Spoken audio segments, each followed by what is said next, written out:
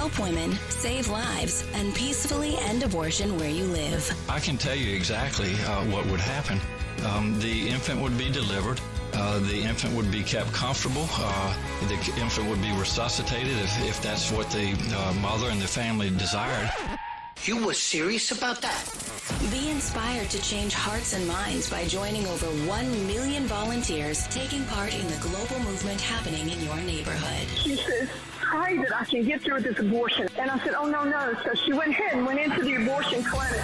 And she just came out. She told us, I'm not going to get the abortion. We just had a baby saved. We had a baby saved in Memphis today. Praise the Lord. This is the 40 Days for Life podcast with your host, Sean Carney.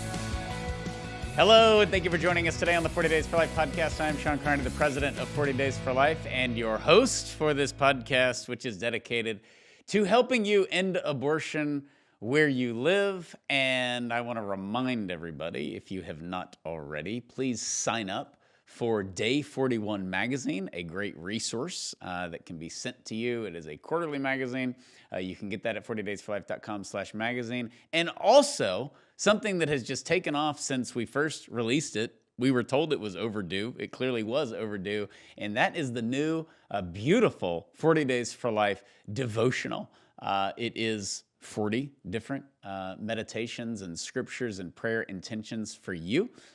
You see it there on the screen, a beautiful little book. It is on sale on the website. We made it as cheap as possible. I think it's $11 on our website. But if you do bulk ordering, you can get it down to like $5 a book. So we have gotten so much feedback. We have sold thousands of those books. So thank you for the enthusiastic response. And of course, now we need prayer more than ever. And the good thing about the devotional is you can use it at any time of year.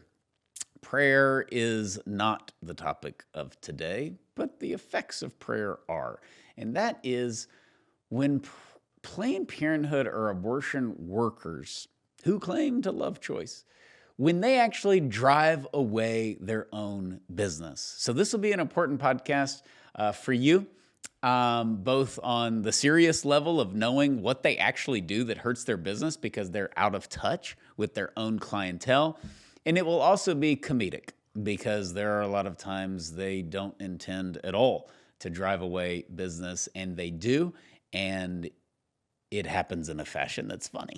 And it's our obligation to share that with you along with the serious part today. And joining me is somebody who is always funny on the podcast, Mr. Steve Carlin. Always, never without fail. I've never made a joke that's bombed, that's for sure. You're extremely hilarious. And of course, Heather Gardner, welcome back. Thanks.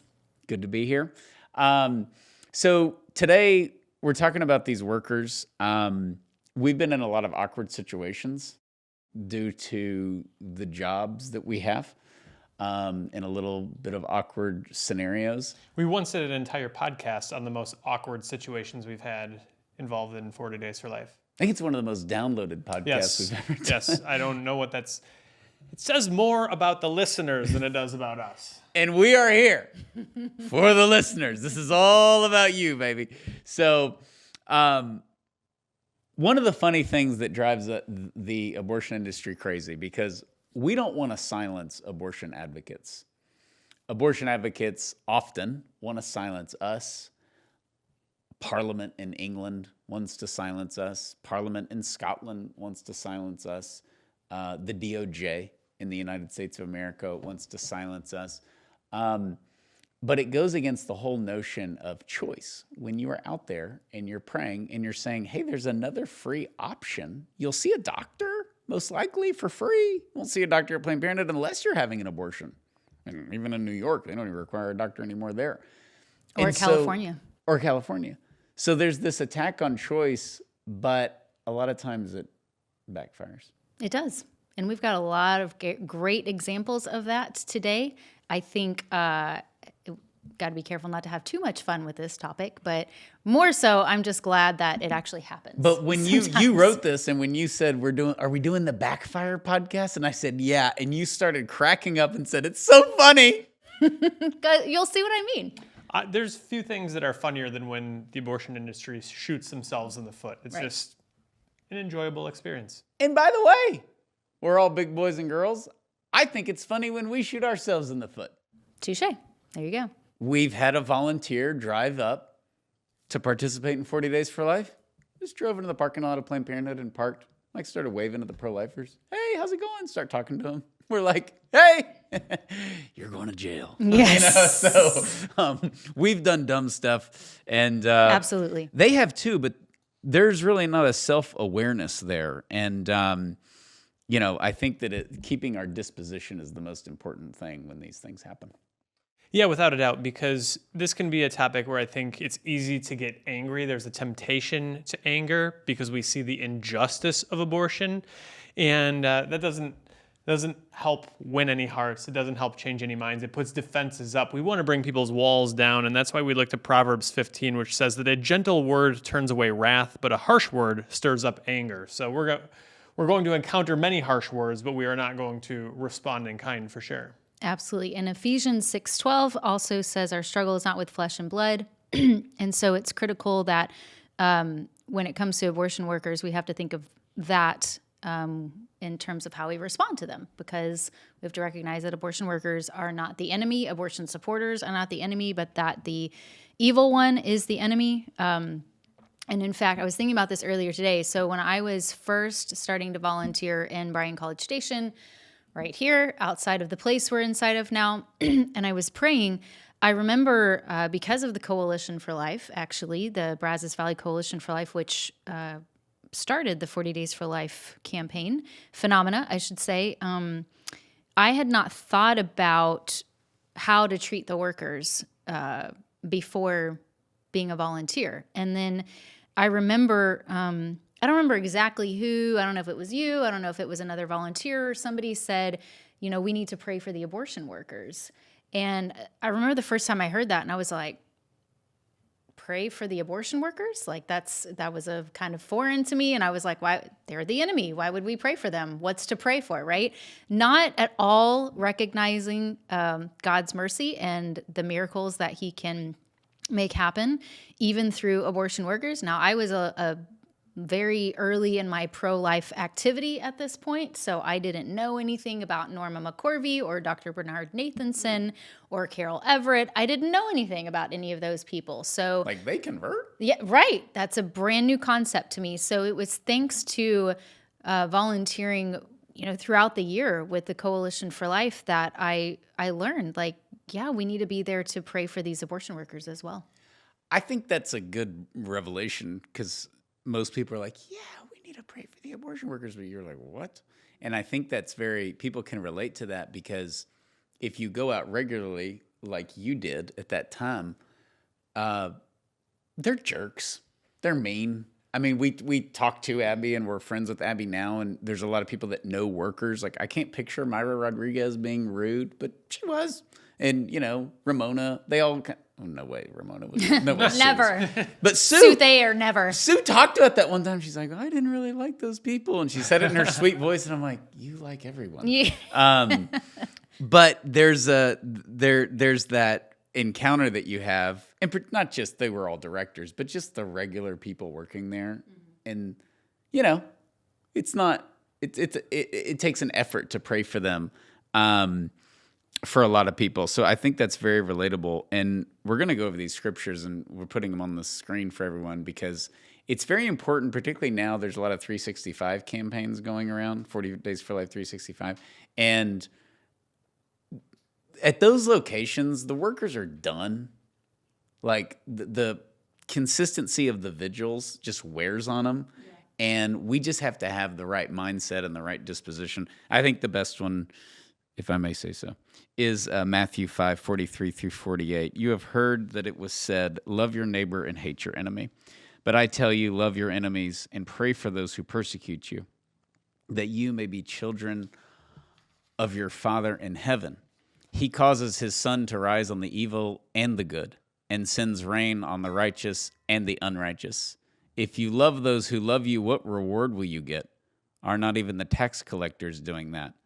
And if you greet only your own people, what are you doing more than others? Do not even the pagans do that. Be perfect, therefore, as your heavenly Father is perfect, which is the most difficult call to action in the history of the world. and perfection has gotten a big negative connotation. Nobody's saying we're all perfect here, and we didn't do everything perfect. And it gets thrown around. And of course that's true because we're not perfect, but perfect is excellence in the spiritual life, and that we have to strive to that. And it's an impossible task that's given to us by the most important voice. Yeah, from perfection himself. But it becomes tempting to kind of like lower the standards of either like pass fail, like gets back to what we've said in the past, like I'm not Hitler or anything. Right. Well, only Hitler was, but there's a lot of other people who've done a lot of great evil, and we want to make sure that we're not ourselves doing evil, and we want to make sure these workers aren't doing evil. That's why we try to pray for them and pray them out of their jobs, and more than 250 of them have left their jobs. But I think sometimes the manifestation of those prayers is conversion. Sometimes it's just God foils the designs of those who are seeking to oppose his will, and we've got a lot of stories and testimonies and reports of where God has foiled the workers' plans, and they've become kind of their own worst enemy. Not just lack of perfection, but they have done a poor job in their efforts to end unborn lives. And the reason we want to get into this, and you're gonna kick us off, is because this happens everywhere. This isn't like, oh, this is only in New Mexico. This is only in Mississippi. This is only in California. It happens everywhere, and it's going on in all of your abortion facilities, no matter where you are. And I think a lot of it speaks to the reactionary nature we put them in by going out there. Yeah. Well, and as we all know, we've heard this, we've seen some of the training videos, we've heard this from quitters, former abortion workers, that the abortion industry, Planned Parenthood in particular, has their own trainings for how to divert attention from the pro-lifers outside, or the evil, anti-choice, religious zealot, bigot, et cetera, et cetera, et cetera. And they have whole trainings for that. I remember actually the day that I was with Abby, she was cleaning through some purses or her closet or something, and she found, or maybe actually it was Alex, it was her oldest son. She had moved like twice by now since she had left Planned Parenthood, and she kept on saying she had these videos of these training modules. Alex found it randomly one day because she kept saying, I don't know where they are. I probably lost them. I thought they were, but whatever. He just randomly found them, and he walked into the living room with it, and we were like, oh my gosh. And so we popped them in and we watched them. And we've seen these training videos where they specifically train the escorts and the workers, like how do you keep women, because they're so pro-choice, from talking to the people outside. So they try hard to convince people of this. Planned Parenthood, as you have heard many times before, they have high quality, affordable health care. Another one of their phony taglines is care no matter what. After the baby parts videos, people were joking that the motto actually meant car no matter what, after the Lamborghini comment. Yes, oh mercy. Thus, they attempt to thwart when pro-lifers shine a spotlight on their failed health inspections and bad reviews. So speaking of bad reviews, this is the fun part that I was talking about. These are reviews of abortion facilities in clients' own words. Now, keep in mind, we didn't make these up. We didn't have anybody go on and write a fake review. These are verified, which is why they're kept online, because you know good and well that the abortion industry would not keep these reviews online. So is it Google or like Yelp? Both. It's a little bit of, it's a little bit of both. Because Google is verified. I think you can manipulate Yelp, but you can't manipulate Google, which is why you get real. Yeah.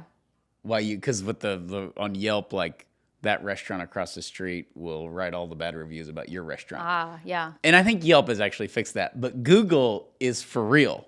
Yeah. And you're just stuck. So here's one. This is the first one of the day. This is from Austin, Texas. Front desk was rude and condescending. No help. Ended up walking out. No one wants help from someone like that, especially during times like these. Other girls felt the same way when they saw how I was treated. If you can go to another place, do it. Boom.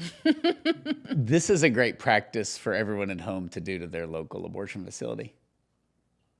To go look at the reviews. Look at the review. Yeah, because not make a review. No, not make a review. Okay. No, because, and you'll see ones that are like, I met Sally and she was so nice. Like, Oh, yeah, there's yeah, two you'll sides to definitely it. see but positive the, ones, Yeah, yeah. but you'll see a lot of negative reviews with Planned Parenthoods. That's what's great too is you can go to a lot of places that you wouldn't necessarily associate with quality. Be like, oh man, the Burger King is like a 4.8 out of 5. Like, how does that happen? And yet the Planned Parenthood is stuck at like a 3.2 or a 2.5, and there's plenty of 1-star things there. And Google's on their side, so that's pretty bad. Steve outing himself as not a Burger King fan for the audience. Well, here's the thing. I like the Burger King mascot, so I want to believe in Burger King, but I like that creepy king guy. But I don't like Burger King, and I really don't like that guy. If he came near Steve my likes- family, they superimposed him over Deion Sanders and showed him running an interception back into the end zone. That was a great commercial. It's one of the best commercials there's ever been. the next review. Steve likes creepy guys. Okay. Right, write that down. Next one, also from Austin. Got a few of those and a few examples of other cities too. 2 days, this is paraphrased. 2 days after my procedure, I felt bad and had a 101-degree fever. The pamphlet said to call the facility immediately, as a fever could mean an infection from the procedure. When connected with the doctor, which is the abortionist, he acted annoyed, spoke condescendingly, and said my fever must have been due to the spaghetti I ate an hour ago. I ended up in the ER with an $800 bill on top of the $726 bill I paid for my abortion. It's possible she missed the fine print on the spaghetti box that listed the side effects. That's true. Yeah, very I possible. can't believe she put this on the I know. internet. I know. I thought the same thing when I read it. I was like, And this is detail. very non-post-abortive women. Yeah. This is most of them aren't like, and then I had my abortion. I mean, you leave a review, it's pretty soon afterwards. Most women don't talk about their abortion after they have it. That's what makes this so. She's kind of using her abortion to complain about Planned Parenthood. Yeah. I don't think I've ever seen that in my life. Yeah. It's rare, but yet not as rare as you might think after this podcast. Yeah. We've got another review. They turned me away because they were, quote, closed an hour and 10 minutes before their indicated closed time. Very rude interaction when asked what the hours actually are. I had read reviews and knew that some might be condescending to their clients, but I didn't even make it in the door, and I will not be going back. The business seems to operate on belittling their clients and charging excessively. I like that. Here's what's great, though. Yeah. This is Austin. Like, this is a liberal pro-abortion. One of the probably the most liberal place in the entire southern part of the United States. Yeah. By far. Well, as we will see, this is not just specifically to Austin. This is not a phenomena. This is actually kind of common. But we're now we're 3 for 3. We're about to go 4 for 4. That's about right. to go 5 for 5. That's But right. it's pretty excellent though when the person's like, yeah, I read how bad the reviews were, and yeah, they're actually turns out they're right. I thought it couldn't be that bad. Right. Turns out it's pretty bad. Yeah, they're quoting other ones. Here's another one. They turn down services to you if you already have a kid. They only support women with no children. Oh, that's telling. We've all kind of seen that on the sidewalks, right? Like Yeah. the car pulls up and the woman like pulls the toddler out of the car seat and they try to go through the door and like everyone on the sidewalk's like, oh, she's going to be coming back out in about 30 seconds. And sure enough, 30 seconds later, she brings the toddler back out to the car. And I've seen this happen a lot. This is, for the listener, this is non-abortion services. They'll do an abortion on anybody, especially if you have other kids. But this is like non-abortion services. Am I reading that right? Well, what she's saying, I think, in this one is when she was going in for any service. Usually on abortion days is when they do this. They turn away kids. If she's going in for a birth control, they're less likely to say you can't bring your kid in here. That's kind of what's going on here, and we've seen that a lot. And typically, they just don't want kids around because the women who are contemplating abortion, the last thing they need to see is a beautiful, cute child in the waiting room. Right. So get them out of here, right? It's like... And we've heard Abby and other former abortion Yeah. workers talk about that. But everybody listening is saying, who takes their kid to their abortion? But it happens. It happens. all the time. And the worst, well, the best and the worst is the dad in the car with the other kids not wanting the abortion to happen. You know what's interesting? I never thought about this until just now. Have you ever seen, either of you, like a mom going in with like an 11-year-old, a 15-year-old? Like, Yeah. as like she's going in to get the abortion and she also brought her older child? Because that older child can ask the questions. Yeah, I have seen that. And because the context was, we obviously thought, it was like 15, 16-year-old girl, that the mom was bringing her in for an abortion. And then the mom was like, well, I'm the one here for the abortion. We had a result a year or so ago in Indiana where a mom and daughter went in. They were going to get abortions together. They were both pregnant, and both babies were saved that day. Plus, the daughter, this is where it gets tough to talk about the mom and the daughter, because you got people playing multiple roles and wearing multiple hats. So it was mom, daughter, daughter's friend. All three were pregnant. They were all going in for abortions, and they all chose life that day at the 40 Days for Life vigil. Wow. Okay, so if you fast forward, I don't know, 10 years, 20 years. So the daughter's sibling was saved. That was her mom's abortion. And the mom's grandchild was saved. Yeah. Yeah, the mom saved her own daughter and her grandchild. Wow. The daughter saved her sister and her daughter or son.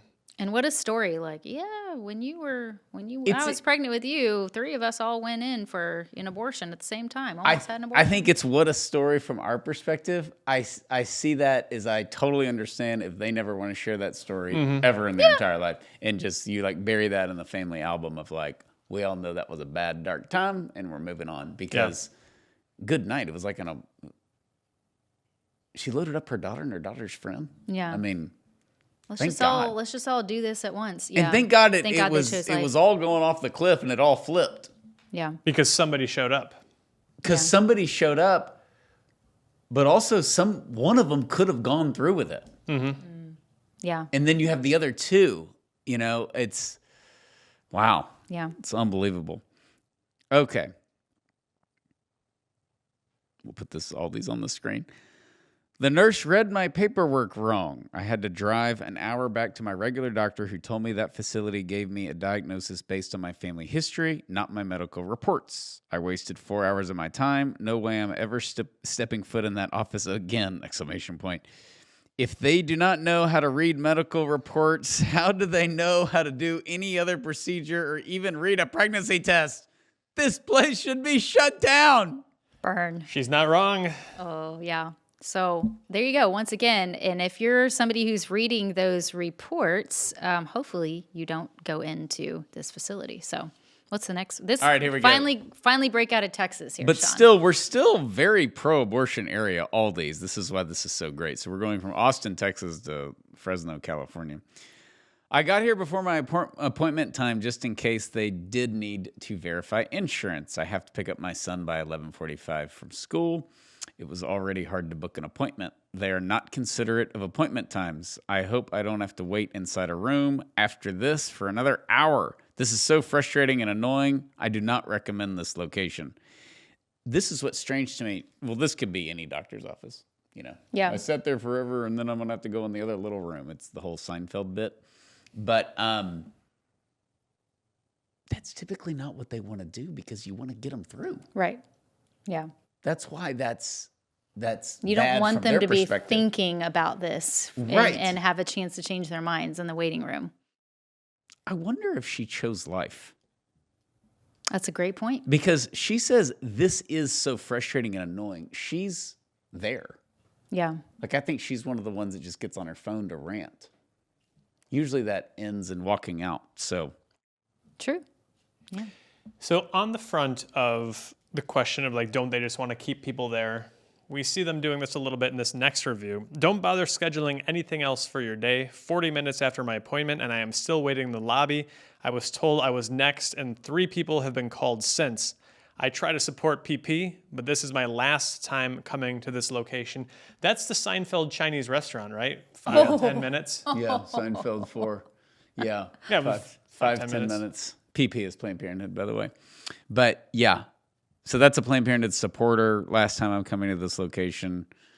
You know that they know she's not next. Everybody there knows she's not next. But if they say it's going to be a while more, the $ might walk right out the door. So we're just going to say what we need to say to keep the sale.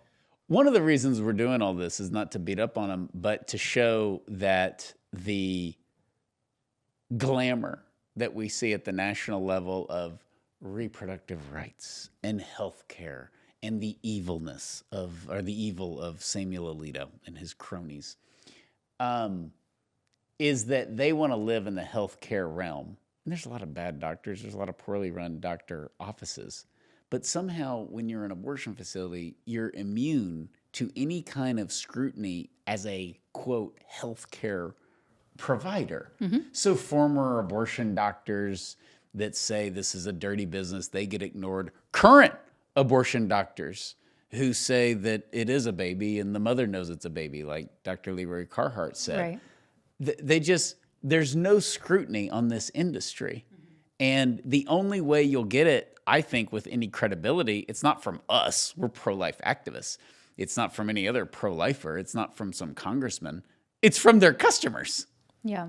It's kind of like when you know somebody and you're like, they just seem like a really good guy. I wonder how they are to live with. I wonder how they are to work with. And like you get to the heart of it, and that's what this is. They stink. On a side note, too, one thing I notice over the years looking at reviews from time to time and sometimes looking at a whole bunch of reviews from a whole bunch of places, it's amazing to me how all the Planned Parenthoods have the exact same waiting room with the exact same girl sitting in the seat and the exact same person sitting at the front desk by the receptionist. And it's a clean and colorful and nice looking waiting room. Have you ever noticed that? It's the exact same waiting room pictures. It is. Because it's like a studio in Burbank. Yeah, right. Where it's got to be one of the... And we know a lot, just not from our own building, but some of these, it's easy to say they're in shady areas and... some of them are nice looking on the outside. Some of them, that's San Jose Planned Parenthood. I'm like, oh my God. I mean, it looks like a high-end, some kind of state-of-the-art cancer research place. Yeah. And you're like, this is bad. Palm trees everywhere. Yeah. You go down the road to a couple of those West Coast, like along 105, shady, 101, very shady. And most of them are in tough areas, but some of them are completely nice and legitimate and all of that. We were at this campaign, we went to the Washington, D.C. Planned Parenthood, and there's a veneer on it. Like, it looks like a nice place, but this is why I think these reviews can be so helpful, because they get a little bit beneath the surface, and you can see the way they really treat their clients and what level of respect they really have for women. And this is also where I think it's kind of fascinating, because you don't see these sorts of reviews for pregnancy help centers. If you see bad reviews for pregnancy help centers, it's somebody bent out of shape that they couldn't get an abortion, or it's typically much more frequently like sort of like a review bombing type of thing. Right. The fake clinics. Don't go to this fake clinic. Yeah. Yeah, it's obvious that they're not a patient, or they're somebody that's an activist, pro-abortion activist. Well, so. they don't have the one that we just read. They don't have I try to support Planned Parenthood, but this is the last time I'm coming. Yeah. Because the pregnancy resource centers, they really don't get that. They don't get, I kind of trusted them. I didn't know where to go. I was thinking about abortion. I didn't know what I wanted. I wanted the free pregnancy tests. I'm a Christian. I was raised Christian. I went in there, and these people were so judgmental. They were so condescending. Sally, said that I shouldn't sleep around, and they judged me, and I left. Those reviews just don't exist. I mean, they're actually getting what the pregnancy centers promise that they'll get all the time. And typically, in my experience, if there's, the 40 Days for Life volunteers are able to get a woman from Planned Parenthood over to the pregnancy center, that doesn't guarantee that she chooses life. Often that's the case. Sometimes it's not. Typically, if the woman still chooses abortion, even after going to the pregnancy center, it's not because she got bad service, was treated badly, was disrespected. Usually it's just she couldn't quite overcome that fear, or perhaps the coercion, or whatever it is that led her to have an abortion. But there's usually no animosity whatsoever. And in fact, that works out for the best in the long run, because they know where to go back when they need the healing. And they know where to go back if they find themselves pregnant again, or like, I'm not doing an abortion again. I think that speaks very highly of, you don't typically go, you got to get a new couch and you choose one place over another. You don't typically maintain a relationship with the place you decided not to patronize. But many women who don't choose life continue to be interacting with their counselor or whoever else they encountered at the pregnancy center. They do. That's what I've actually heard that number of times from several, even just pregnancy centers in Austin, where they said that one of their clients ended up choosing abortion, but they came back because of how they were treated. They were treated so well at the pregnancy center. Wow. And then they were like regretting, like, basically, I know you told me so and I did it anyway and I'm sorry, but you were merciful enough, you were kind enough and loving enough to me that I know I can come back to you. I've heard that many times. That's the best testimonial that a Yeah. pregnancy center can get because Yeah. it's flawless. Yeah. I read this beautiful testimony one time about a pregnancy center, and it was a woman where she just made a lot of bad life decisions. Things were going off the rails. She had like numerous kids with numerous men. She'd had abortions. She was like extremely overweight, and not because of like a medical condition, just like things were not going well for her. And the pregnancy center was working with her, and I think they were like dropping something off at her home to help her out. And she's kind of like lumbering up the stairs, and she got to the top of the stairs, and she expected to see just contempt, disgust. And she said, they just looked at me with love in their eyes. There was not judgment about like the situation I had found myself in or the decisions I had made. They just looked at me and acknowledged my value and my dignity as a human person. It was the first time someone had dignified me as a human person in a long time. And I think what a contrast that is to what we're reading right here. You know, anybody can go through and pick out some negative reviews, sour grapes, whatever. Nobody's happy with everybody all the time. But you don't see these reviews that are explaining how they really, for the first time ever, felt dignified the way you do at a pregnancy help center. Well, and even picking out these weren't hard. I didn't have to like comb through hundreds of reviews to really have to try to find, like, this was several of the reviews, like a good chunk of the reviews that were on there. If they had anything written, it wasn't hard at all to go and find these. The reason is because it's an industry problem. They're poorly run. Yeah. And we've talked about this. The Planned Parenthood's very top heavy. They have had huge turnover, particularly since the overturning of Roe. And morale's low. It's a negative place to work. Nobody grows up planning on working at an abortion facility. And it's just not edifying. You go into like an OBGYN's office, you go into a pediatrician's office. Maybe be loud. I've been to a lot of them, with a lot of kids, but there's just a certain liveliness to them. You're going to get better. Heck, you go down to MD Anderson, where there's so many cancer patients, and I've had people say, I walked through MD Anderson and it was uplifting. Like there's so much hope. You see that at like Texas Children's Hospital, one of the best kids hospitals in the world here, and it's uplifting. Even though the situation is dire. Here, it's the only form of, quote, healthcare where the situation is dire and about to get worse. Yeah. And nobody's going to be proud of the outcome. Yeah. That's why you got to have a million talking points to justify it, and you don't need that for oncology. So it's they're poorly run. A lot of this is evidence that just you're not getting the cream of the crop. Yeah. There's a couple more examples. Steve, why don't you read that one and I'll get to the last review example we have here. If you don't have patience, don't come here. Waiting time is going to take more than 2 hours, even if you have an appointment. I guess it's just sort of we're piling on now maybe a little bit, but it goes to show we're not. That's from another one. That's from another this location. other coast. This is New Jersey. Mm-hmm. And we say that because it shows, as you said, you didn't have to comb through. You weren't cherry picking. This is the rule, not the exception. Right. And then this one's from Brooklyn. Here you go. This is gold. From Brooklyn.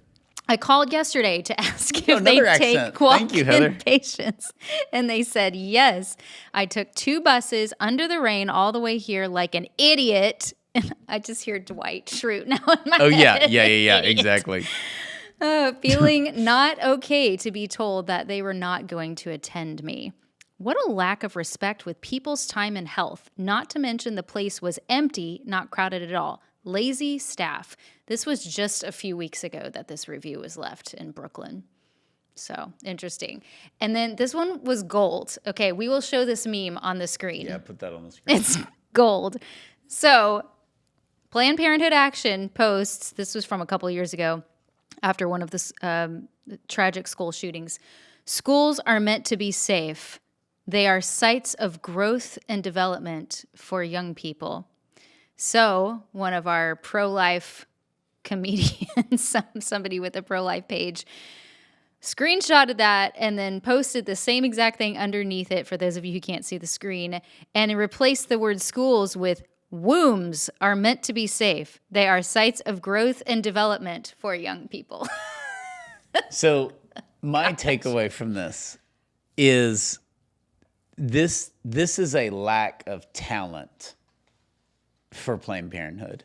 And we've done videos and mentioned their Twitter on podcasts of just how they're checked out. And they used to just have really good messaging when they had Cecile Richards as CEO. But this tweet is just, I'm assuming this is after a school shooting or something. It was. Schools are meant to be safe. They are sites of growth and development for young people. No crap. I mean, this is like the generic tweet you can send out any day of, this is the depth of them. There's not even, you don't have to say thoughts and prayers. You can say thoughts. You can say, I think they get into this weird thing about, can we say injustice done to children is an injustice to all of us, and rip off the Martin Luther King quote? Like, well, we do abortions at 40 weeks. They're clearly not self-aware because they say stuff like that all the time. Or they are, and they do generic stuff like this. Schools are meant to be safe. It shows how much they don't want to talk about abortion. Because they're not talking about abortion here. And I'm not to say, like, bad things happen and we recognize them. Like, at 40 Days for Life, we recognize them. We sent out an email on September 11th this year, and we paid tribute to those who lost their lives on September 11th. But this is where you see Planned Parenthood looking to anything and everything and trying to make it their cause. Like, this isn't just like, we honor those whose lives were lost in this school today. This is, and we're taking on this issue, too, because it's a lot easier to take on school shootings than it is to justify the violence that they are doing to children, and they end up chasing their own tail, and sometimes they catch it. But after the Supreme Court leak, where it was like they're going to overturn Roe, I follow them on Twitter anyways, which is one of my crosses. But gone out to lunch. I mean, they leaked that Roe was going to be overturned. Gun control, the environment, it's a big one. Black Lives Matter. BLM. Black trans lives matters, yeah. BLM. Any and all things LGBTQ. This was leading up to June 24th, 2022, where they're going to overturn it. And where is the freaking alarm is going off, gather in your homes, send us money, all that stuff. They didn't do any of that. It looked like their social media person went on a 2-month-long vacation and just had everything pre-scheduled. Yes, and that they were whatever, 20 years old and Googling generic phrases that sound good.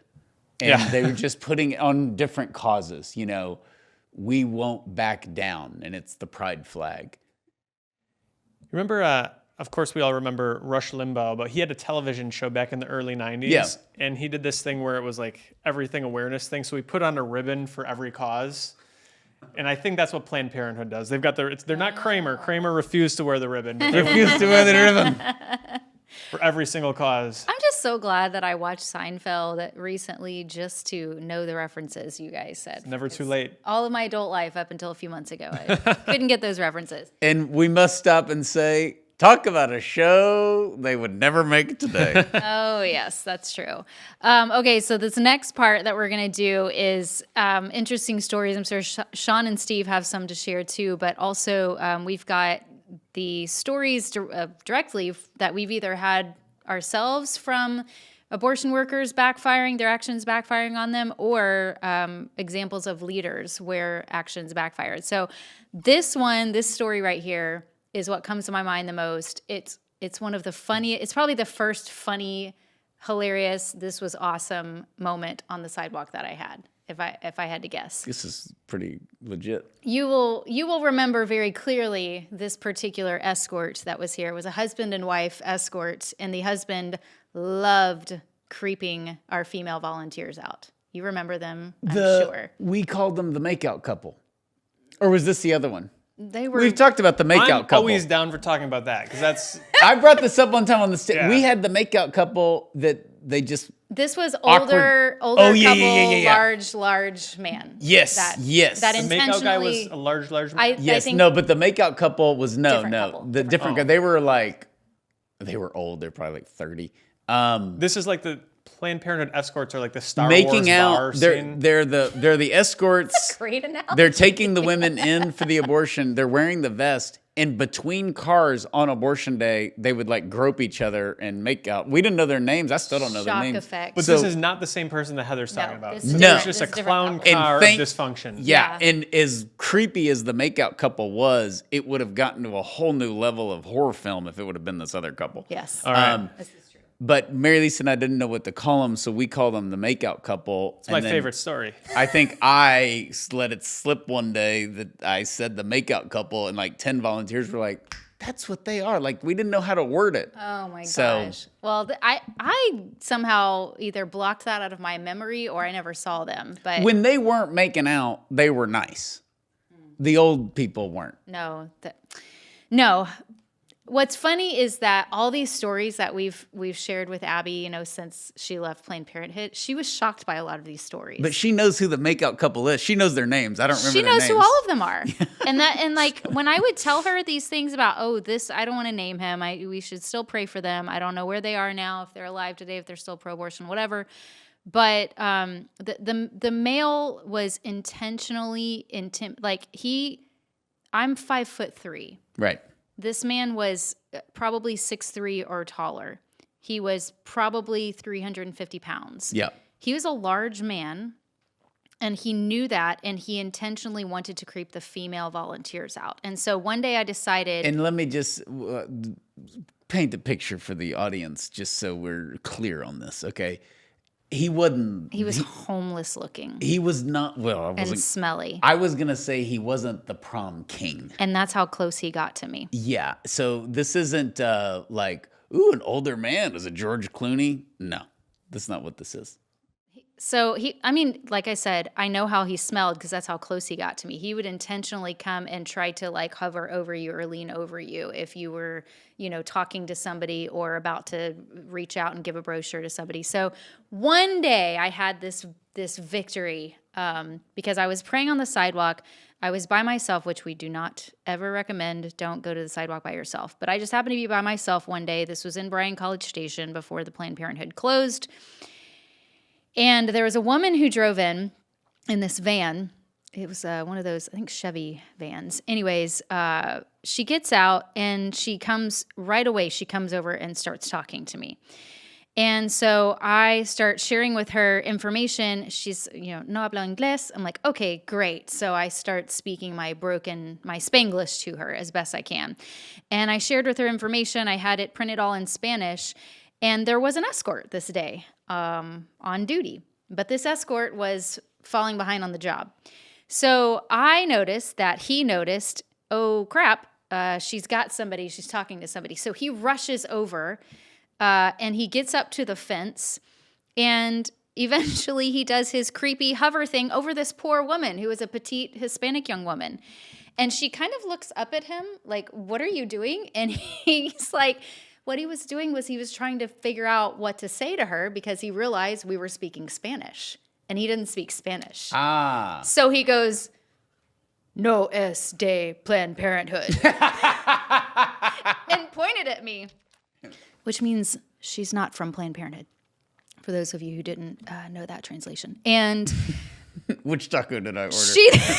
El Nino. El Spanish. Burrito. The Nino. The Nino. But because it was so obviously creepy, I didn't even say anything back right away. We both kind of there was this awkward silence, and she kind of looks up at him, and then she looks at me, and I said, he's a worker. He's a volunteer for Planned Parenthood. And she was like, okay. And she just kept talking to me.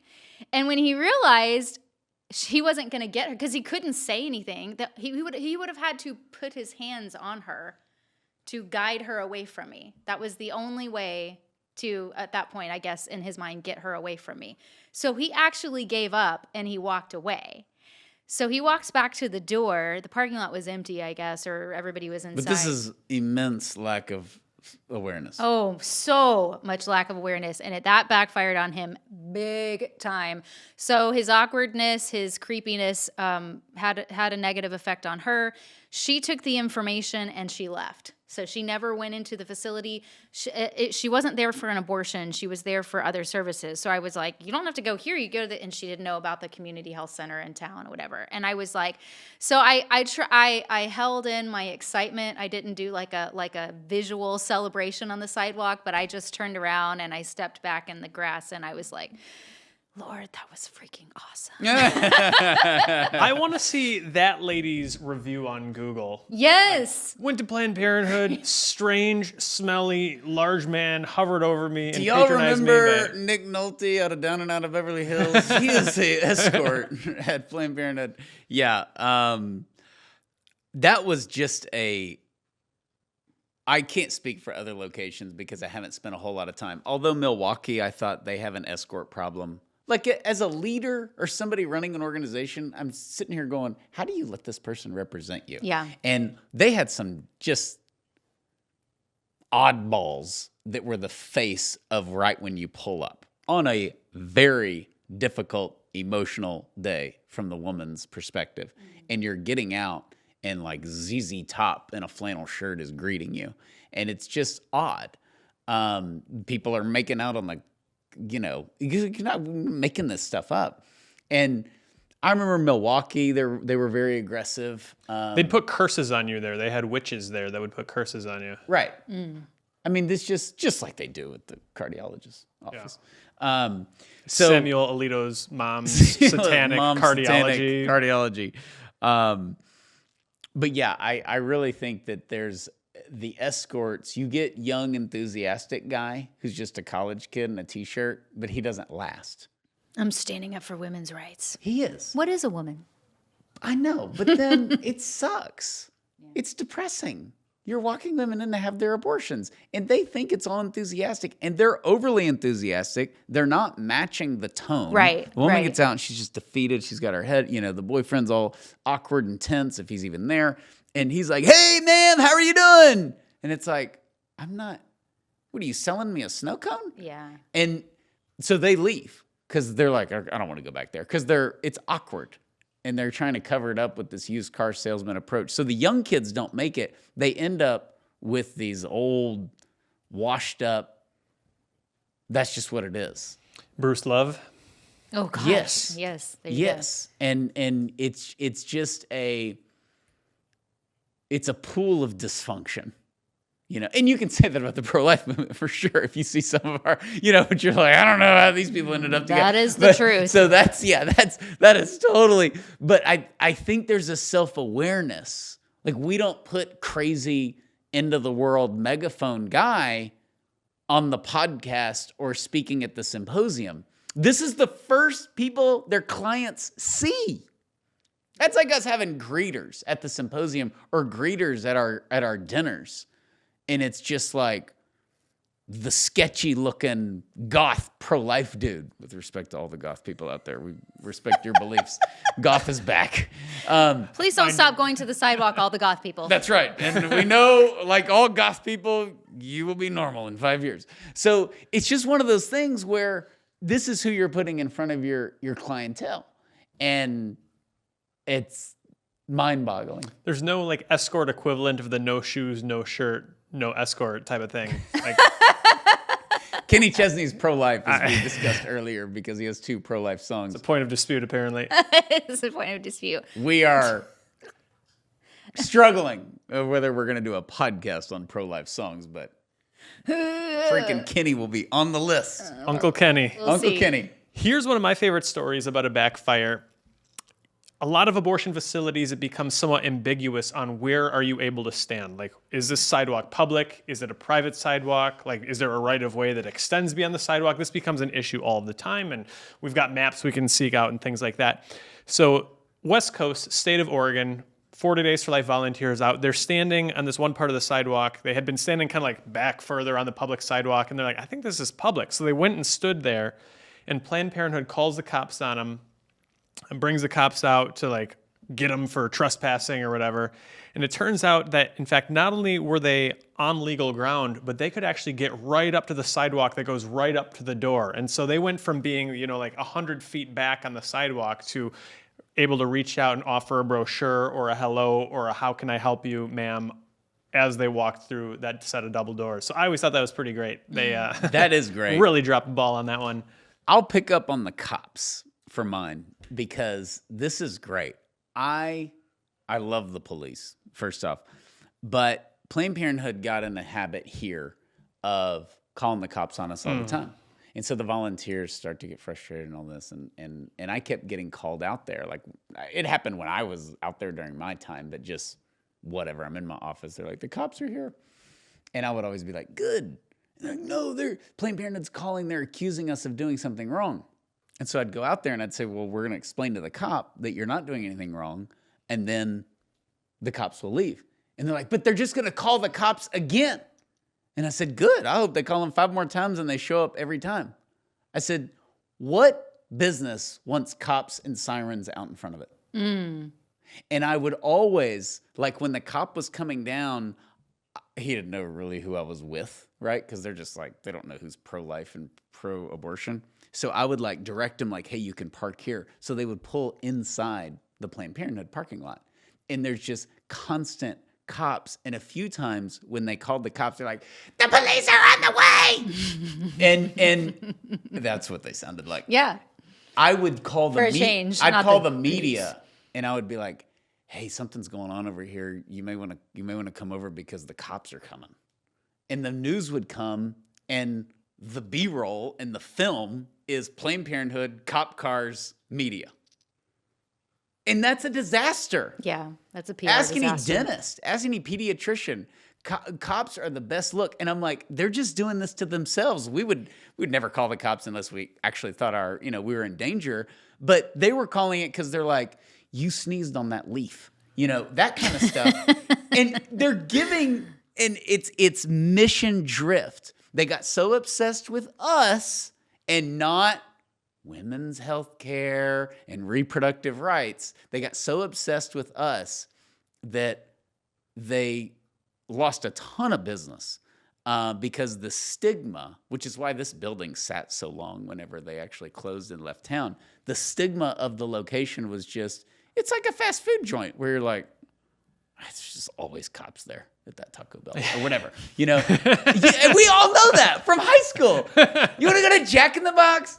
No, I've never been mugged. I'm sure it's got its pluses, but I don't want to do that. Plus, I've got an outstanding warrant. It's just better if we don't. Go down the list. Truck stops, gas stations, dry cleaners. We just know those places where we're like, there's always cop cars in that parking lot. And you add on people standing out there all the time, and you're like, I'm out. We just had an awesome experience where at our Planned Parenthood in Madison, Wisconsin, we had our kickoff rally, so the angry abortion supporters came and had their counter thing where they tried to drown us out with noisemakers and bullhorns and everything. They act like they're always there. They're out there like during our events, and that's it. But it kind of became a circus because they're trying to make it a circus. So the police were there and they're protecting us and we're grateful for it. But because there's such these ambiguous groups, who's with who, who's supposed to stand where, they went to the Planned Parenthood property and laid out a whole line of police do not enter tape in front of the Planned Parenthood. That's awesome. And just left it there. That's gold. Yeah. But that's something like a ill-advised or dumb pro-lifer would do to hurt them. And we'd be like, what are you doing? You're an idiot. But they did it. Yeah. Which is how I told you I felt about the leak of the Supreme Court. I still think there's a chance it was a pro-lifer. If I leak it, they can't go back on it. They can't change their mind and they'll look like cowards. I still think that's a legitimate. Yeah, it's your theory. Actually. That's my theory. I'm not giving you credit. I don't think that I believe it anymore because it was either Clarence Thomas or Alito said no, we can't prove it, but we think we know who it is, and it's not a pro-lifer. But I thought it was something at the time worth exploring. I still kind of believe it because everybody was so obsessed that it was a pro-abortion person, and it probably was. But I see some zealot pro-life clerk being like, if I leak it to the media, it's done. They've got to go through with it because otherwise it'll ruin the integrity of the court. Either way. But Yeah. Well, I have another example of out here on the sidewalk. This was also a vivid one in my mind. There was a lady who was talking to me. This was the first time I learned about the one of the birth control, a depot shot, I believe. So there was a girl that got out of her car. She came over to the fence and talked to me, and there was an escort. And escorts were random. You know, they always had them on abortion days, but then sometimes they'd have them in the middle of the week, you know, but it wasn't consistent. And so this particular day was the middle of the week, and this woman came over to talk to me, and there was a female escort, young, probably also a college student, and she got in between the fence and the woman, the client, and then me, so that the woman couldn't even see me. And so the woman, like, kind of took that as, oh, I guess I'm not supposed to talk to this girl, right? And so the escort did what her training told her to do, and she starts, you know, oh, I like your shoes, or oh, you don't have to, whatever, and oh, let's go inside. And I said, ma'am, you still have the free will to talk to me. This is information about other healthcare places, and it wouldn't hurt you to take it. And the escort just kept trying to talk over me and telling her, you know, don't talk to this person. So I finally go, ma'am, I am so sorry that she doesn't want you to have a choice to look at other options. And that made her so mad. And she turns over her shoulder and goes, shut up, like really aggressively like that. And I was like, ooh, that touched a nerve, you know? And I was like, yeah, see, that's the only thing I'm here for, is just to let you know about other places so that you know that you have other choices. And so that was one of those things where the woman did take information, like, she really wanted it, but also there was this crazy escort lady here. And so she was kind of like contemplating what to do. So she did end up taking the information. And I just thought to myself, all right, I'm using that from now on. Like, you don't have to take your choice. I'm sorry this lady wants to take your choice away, as you're so pro-choice. So Shut up's not very creative. it's not very creative. Oh, lots of good stuff. All right, I'll wrap us up. My last one is Rochester, New York. Yeah, baby. We got this footage. Put it up there, Jill. Woo! So this is very unique in that I go out there. It's freezing, of course. Awesome pro-life crowd. And Rochester's nuts. And they have the microphone. They have the permits. There's tons of pro-lifers. And I can't remember their name, but it had a lot of stuff in it. I think communist was in it. Anarchist was in it. It's a long name, but Probably anti-war workers. No, that's too normal. Anti-war. Okay. Like, we can relate to people being anti-war. I can't relate to like all the isms in their stuff. And it's all one group, and they're in Rochester, and they've been planning for weeks that they're coming, because I'm coming out there to visit. We're doing this event. It's Christmas Day for them. Oh, they're pumped. And there were jokes that the event was at noon and maybe they won't be awake or functioning, but some of them were out there. There were a lot of capes. You don't see capes a lot unless it's Halloween or a Marvel movie. Comic-Con? Yeah, and if you want a Seinfeld reference, remember George Costanza's, his dad's lawyer, No, that's right. wore a cape. Any pirate shirts? No. Probably. I look at the footage. I think a patch or two that was not medically necessary. Peg leg? Yeah, exactly. So they're out there, but they bring pots and pans and they're banging them. And that's where it goes from, oh, this is kind of a freak show, to like, okay, this is really annoying and a pain. The cops are there. They've already told the pro-life leader, we're not doing anything. We're just here to make sure that it's safe. Anything short of violence goes. Yeah, it was kind of like, you have no responsibilities here whatsoever. So we're there. There's probably 20 of the anarchists. They're banging on pots and pans, and they're chanting. You can see the footage. Jill will put it up. And so I'm just speaking through it. My issue with this, which I support free speech and all of that, but my issue is there should be a level of decency, particularly when there are children around. Yeah. And there were a lot of kids out there. And they're trying to pray the rosary and all that. And they're, of course, starting to say stuff to the kids, just like Bruce Love did. And that's where you're like, okay, this isn't good. So I'm give my talk. I'm speaking over them. And then they just start to go ballistic with the pots and pans. And they're yelling. And I scoot down the sidewalk because I want to get some photos. And I turn, and I had noticed she was there, but the Planned Parenthood director is inside the fence, like looking through, the wrought iron. And she looks at me and she's like, I'm sorry. Wow. That's amazing. And in my mind, and what I told our local leader, I said, look, if they want a circus, we can give them a circus, because there is not a soul in Rochester that is coming in here during this time, or if they drive by, will potentially not even make an appointment. I said, this is mayhem. The director was smart enough to know that. But she was looking at me during my talk kind of like, I apologize, because she knew the pro-lifers. She knew 40 Days for Life. We've been out there for a decade at that point. So she knew, I don't like these people. I don't like that they're out here, but like, they're human. Rochester's not too big. Like, they live in the same town. They're New Yorkers, whatever. We just move on. We disagree. And the anarchists were their fruitcake supporters who were giving them a bad rap, thinking, we're defending you. And they're in the street, by the way. We have the permit. So we're on the sidewalk. The anarchists are in the street, blocking the street. Like a car would come and they would like wave at the car.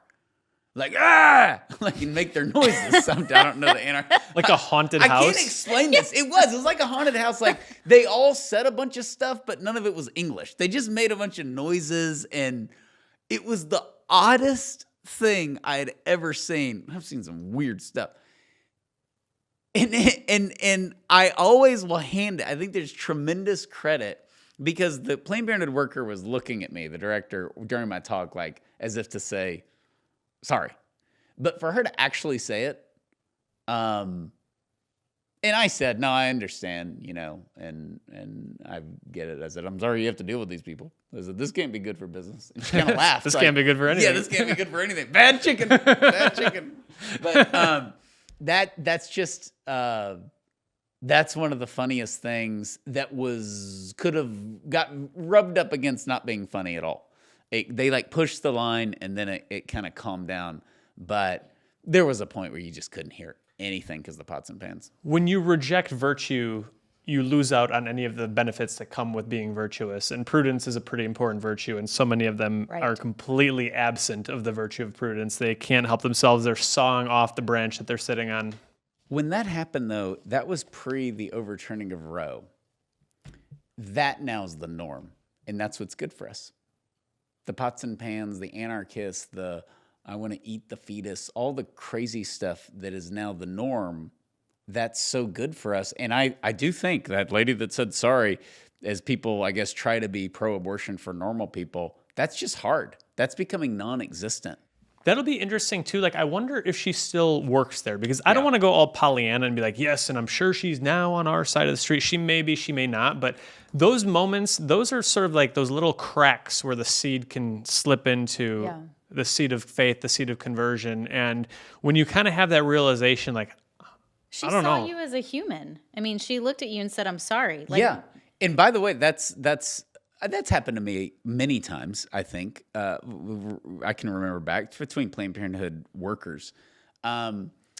But one of them where we looked stupid, me personally, was, and I've mentioned on the podcast before, where we had this rally in Lufkin, Texas, and we went out there at 100 degrees, and an old lady had just given blood. Do not do this ever to your local leader. She'd just given blood. She's like 80 years old. She goes out. She hadn't eaten. Passes out. And it's like me and Mary Lisa. It's a small crowd. It's like me and Mary Lisa are putting on this event, and there's 6 people there. This is like the lamest pro-life event ever. And we're on the sidewalk, and Steve, the old school escort from here, he helped me. And he could have really made a lot of comments. All he did, I held the Pray to End Abortion sign, and he's like, make some actual use of that thing and fan her. And I'm like, I'll do whatever you say. But he that was the only moment with him where I thought, he sees me as like a 22-year-old kid, and he had served our country in Vietnam and all that. But he just sees me as like, I'm not even gonna call you an idiot because I think you realize it, But that was another like human moment of somebody treating us, and I can't imagine he's still escorting somewhere, but I do think those days are gone from their side of just their supporters are saying things that Planned Parenthood executives would have never said 3 years ago. Planned Parenthood probably behind closed doors was like, wow, one day we'll have a pro-abortion government where they'll have abortion pills at CVS and Walgreens. They wouldn't have really wanted that because it would hurt them, and this will hurt them in the future. But I think that they would have had that hesitation of like, I think we want them coming to our place. And I think we want to ask them some questions. This is the moment that Planned Parenthood hired Leanna Wen for, to have an adult in the room. And then they didn't have the discipline to stay on track with her. They let her go, and they brought in an activist, a social justice warrior. And she's not effective CEO. No. Alexis McGill. Everybody knew Cecile Richards' name, and I find myself still doing it. Alexis McGill. It takes me a moment. But did you see the other day with Alexis McGill? What was it? I don't know. What's the latest? I don't know. You never hear from her, and that's great. It's like when people complain that Obama was always on the golf course. Loved it. I'm like, I want him on the golf course. I don't want him in the Oval Office.